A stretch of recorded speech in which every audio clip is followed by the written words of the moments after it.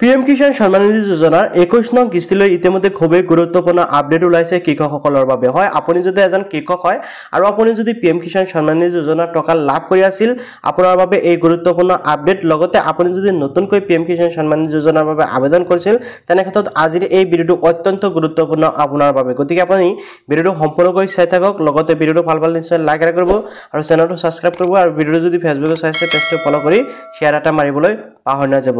তো ফ্ৰেণ্ডসকল, আপোনালোকে যিসকল নেকি পিএম কিষাণ সম্মান নিধি যোজনাৰ টকা লাভ কৰি আছিল আৰু যিসকল নেকি নতুনকৈ আবেদন কৰিছে, সেইসকলৰ বাবে কিন্তু তিনিটা গুৰুত্বপূৰ্ণ আপডেট ওলাইছে।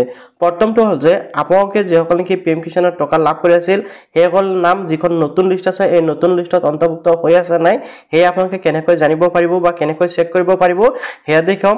লগতে দ্বিতীয়টো হ'ল যে আপোনালোকে কিন্তু প্ৰত্যেকজন কৃষকে পিএম কিষাণৰ টকা পাবলৈ হ'লে এগ্ৰি ষ্টাকত ৰেজিষ্ট্ৰেশ্যন কৰাটো বাধ্যতামূলক হৈ পৰিছে। অৰ্থাৎ আপোনালোকে ফাৰ্মাৰ ৰেজিষ্ট্ৰি কৰিব লাগিব। যদি আপোনালোকে ফাৰ্মাৰ ৰেজিষ্ট্ৰি নকৰে, তেনে ক্ষেত্ৰত হয়তো আপোনালোকে আগন্তুক দিনত টকা পোৱা বন্ধ হ'ব পাৰে। অৰ্থাৎ পিএম কিষাণ সম্মান নিধি যোজনাৰ জৰিয়তে যি টকা পাই আছে, সেই টকা পোৱা বন্ধ হ'ব পাৰে। তাৰপিছত আপোনালোকে কিমান তাৰিখে টকাটো লাভ কৰিব, অৰ্থাৎ আপোনালোকে ফাইনেলি 28 তাৰিখে টকাটো লাভ কৰিব নে কেতিয়া লাভ কৰিব, সেই বিষয়ে কিন্তু এই ভিডিঅ'টোৰ জৰিয়তে আপোনালোকক জনাবলৈ চেষ্টা কৰিম। অৰ্থাৎ আপোনালোকক ফাইনেল ডেটটো জনাবলৈ চেষ্টা কৰিম। গতিকে আপোনালোকে ভিডিঅ'টো সম্পূৰ্ণ কৰি চাব আৰু ভিডিঅ'টো ভাল পালে নিশ্চয় লাইক আৰু চেনেলটো ছাবস্ক্ৰাইব কৰিবলৈ পাহৰি নাযাব। পিএম কিষাণ সম্মান নিধি যোজনাৰ নতুন লিষ্টখন যদি আপোনালোকে চেক কৰিব বিচাৰে, তেনে ক্ষেত্ৰত প্ৰথমতে আপোনালোকে পিএম কিষাণ সম্মান নিধি যোজনাৰ যিটো নেকি পোৰ্টেল, এই পোৰ্টেলটোলৈ আহিব। মই আপোনালোকৰ সুবিধাতে ভিডিঅ'টোৰ ডিছক্ৰিপশ্যনৰ লিংক দি থ'ম, আপোনালোকে তাৰ পৰাও আহিব পাৰিব। অথবা আপোনালোকে জাষ্ট চাৰ্চ কৰিব পিএম কিষাণ বুলি। তাৰপিছত আপোনালোকে এই পোৰ্টেলটোলৈ অহাৰ পিছত আপোনালোকে জাষ্ট কি কৰিব লাগিব, স্ক্ৰল ডাউন হৈ আহিলে দেখিবলৈ পাব ফাৰ্মাৰ কৰ্ণাৰ নামৰ এটা অপশ্যন আছে। অ'কে, এই ফাৰ্মাৰ কৰ্ণাৰ নামৰ যিটো অপশ্যন আপোনালোকে দেখিবলৈ পাইছে, এই ফাৰ্মাৰ কৰ্ণাৰত কিন্তু বহুতো অপশ্যন আছে, যেনেকৈ ইকুৱেচি, নিউ ফাৰ্মাৰ ৰেজিষ্ট্ৰেশ্যন, এডিট বা আপডেশ্যন আপোনালোকে আপডেট কৰিব পাৰিব, চেল্ফ ৰেজিষ্ট্ৰেশ্যন কৰিব পাৰিব। তাৰপিছত ইয়াতে আপডেট মিছিং ইনফৰমেশ্যন, কোনো ধৰণৰ যদি ভুল হৈছিল সেয়া কৰিব পাৰিব, মোবাইল নম্বৰ আপডেট কৰিব পাৰিব। এনেকৈ কিন্তু বহুতো অপশ্যন ইয়াতে দিয়া আছে। তো আমাৰ যিটো অপশ্যন বা আমি যিটো কৰিম সেইটো হ'ল যে বেনিফিচিয়াৰী লিষ্ট। অৰ্থাৎ আপোনালোকৰ লিষ্টত নাম আছে নাই সেয়া চেক কৰাৰ বাবে আপোনালোকে যে বেনিফিচিয়াৰী লিষ্ট অপশ্যনত ক্লিক কৰিব লাগিব। যেতিয়াই বেনিফিচিয়াৰী লিষ্ট অপশ্যনত ক্লিক কৰিব, চাওক ইয়াতে চিম্পলি কিছুমান ডিটেইলছ আপোনালোকক ইণ্টাৰ কৰিবলৈ দিব, যিসমূহ আপোনালোকে ইজিলি কৰিব পাৰিব। প্ৰথমতে যেনেকৈ ষ্টেটটো আপোনালোকে চিলেক্ট কৰিলে আমাৰ আসাম, তাৰপিছত ইয়াতে আহি গ'ল ডিষ্ট্ৰিক্ট, আপোনালোকে ডিষ্ট্ৰিক্টটো চিলেক্ট কৰিব। দেন আপোনালোকে চিলেক্ট কৰিব লাগিব আপোনাৰ সাব ডিষ্ট্ৰিক্ট। অ'কে, সাব ডিষ্ট্ৰিক্টটো চিলেক্ট কৰাৰ পিছত আপোনালোকে প্ৰচেছিং হ'ব, অলপ প্ৰচেছিং হোৱাৰ পিছত আপোনালোকে ইয়াৰ পৰা ভিলেজটো চিলেক্ট কৰি দিয়ক, আপোনালোকৰ যোনটো ভিলেজ হয়। মই জাষ্ট ৰেণ্ডমলি চিলেক্ট কৰিছোঁ। ভিলেজটো চিলেক্ট কৰাৰ পিছত গেট ৰিপৰ্টছ অপশ্যন যিটো আছে, ইয়াতে ক্লিক কৰক, প্ৰচেছিং হ'ব এণ্ড আপোনালোকৰ সন্মুখত এনেকুৱাকৈ লিষ্টখন ওলাই আহিব। অ'কে, আপোনালোকে এনেকৈ কিন্তু ইজিলি লিষ্টখন চাব পাৰিব। এতিয়া লিষ্টখনত আপোনালোকৰ নামটো চাব পাৰিব। যদি বাই চান্স আপোনালোকৰ লিষ্টত নাম নাথাকে, তেনেক্ষেত্ৰত তলৰ পৰা যায় আপোনালোকে নেক্সট অপশ্যনত ক্লিক কৰি আকৌ পিছৰ নামসমূহ চেক কৰিব পাৰিব। অ'কে, তো প্ৰথমতে আপোনালোকে আপোনাৰ নামটো চেক কৰিব যে লিষ্টত আপোনাৰ নামটো আছে নাই, আপুনি এবাৰ ভালকৈ চাই ল'ব। যদি আপোনালোকৰ লিষ্টত নাম আছে, তেনেক্ষেত্ৰত আপোনালোকে আগন্তুক দিনত টকাসমূহ পাই থাকিবলৈ কিন্তু আৰু এটা কাম কৰিব লাগিব, আৰু সেয়া হ'ল যে ফাৰ্মাৰ ৰেজিষ্ট্ৰি। এই যিটো ৱেবছাইট আপোনালোকে দেখিবলৈ পাই আছে, Assam farmer registry, agri struck Assam farmer registry, ঠিক আছে। এইটো হ'ল অসম চৰকাৰৰ এটা ৱেবছাইট, আৰু এই ৱেবছাইটৰ কাম কি বা ইয়াৰ পৰা আপোনালোকে কিয় ইয়াতে ৰেজিষ্ট্ৰেশ্যন কৰিব লাগিব সেয়া মই বুজাই দি আছোঁ।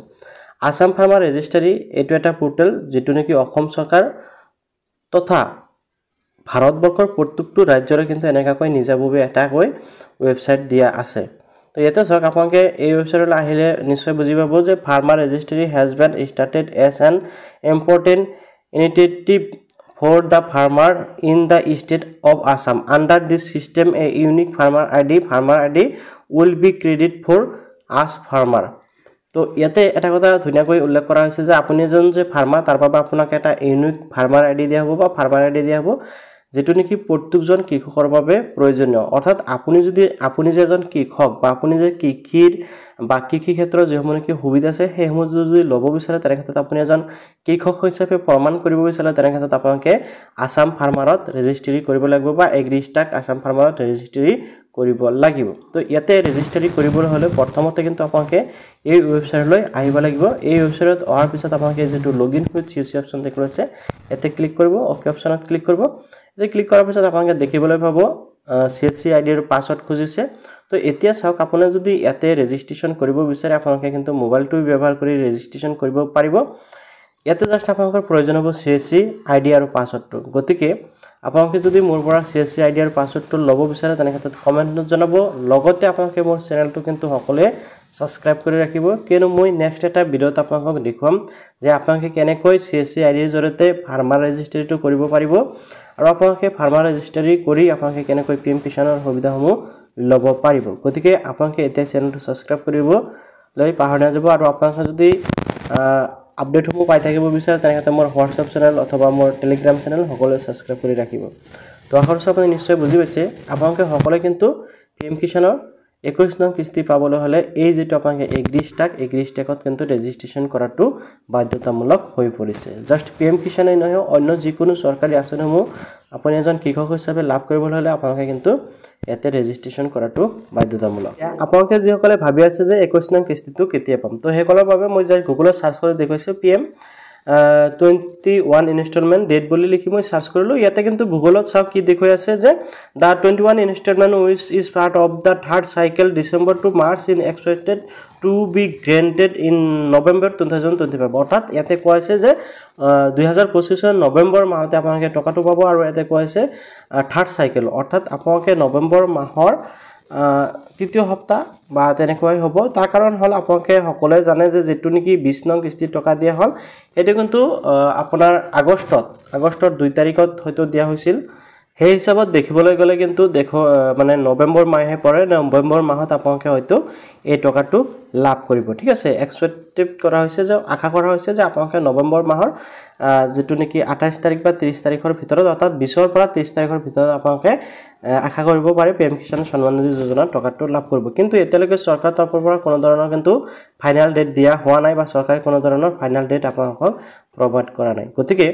আপোনালোকে আশা কৰিব পাৰে হয়তো আপোনালোকে 20 ৰ পৰা 30 তাৰিখৰ ভিতৰত পাব পাৰে কিয়নো ইতিমধ্যে কিন্তু আমাৰ প্ৰধানমন্ত্ৰী নৰেন্দ্ৰ মোদী ডাঙৰীয়া কিন্তু 30 তাৰিখে এটা ইভেন্ট ৰাখিছে আৰু আপোনালোকে সকলোৱে জানে যে প্ৰত্যেকটো যেতে নেকি PM কিষাণৰ সন্মান নিধি টকা প্ৰভাইড কৰা হয় প্ৰত্যেকটো ইনস্টলমেন্টৰ সময়ত কিন্তু তেখেতে এটা ইভেন্ট ৰখা হয় এই ইভেন্ট ৰাখে ইয়াতে আপোনালোকে দেখিবলৈ পাইছে যে যেতে নেকি 20 দিন কিস্তি দিছিল তেতিয়া 2 আগষ্টৰ দিনাখন দিছিল আৰু তাতে কিন্তু এটা ইভেন্ট আছিল ঠিক আছে অৰ্থাৎ লাইভ যোগে টকাটো প্ৰদান কৰিছিল ঠিক এইবাৰো তাৰ বিপৰীতে নহয় এইবাৰো কি হ'ব এটা ইভেন্ট দিব আৰু ইভেন্টটো কিন্তু অলৰেডি 30 নৱেম্বৰ বুলি তেখেতসকলে ঘোষণা কৰিছে কিন্তু ইয়াতে কিন্তু PM কিষাণৰ কথা উল্লেখ কৰা নাই ঠিক আছে তথাপিও আপোনালোকে আশা কৰিব পাৰে হয়তো আপোনালোকে 30 নৱেম্বৰৰ দিনাখন অথবা 28 নৱেম্বৰৰ দিনাখন আপোনালোকে হয়তো PM কিষাণ সন্মান নিধি যোজনাৰ টকা পাব পাৰে তো এতিয়া ফাইনাল ডেট অহা নাই যেতিয়া নেকি ফাইনাল ডেট আহি যাব মই আৰু এটা ভিডিওৰ জৰিয়তে আপোনালোকক দেখুৱাম গতিকে আপোনালোকে জাস্ট এটাই কাম কৰক হেয়াল যদি আপোনালোকে PM কিষাণৰ টকাটো লাভ কৰিব বিচাৰে তেনে ক্ষেত্ৰত আপোনালোকে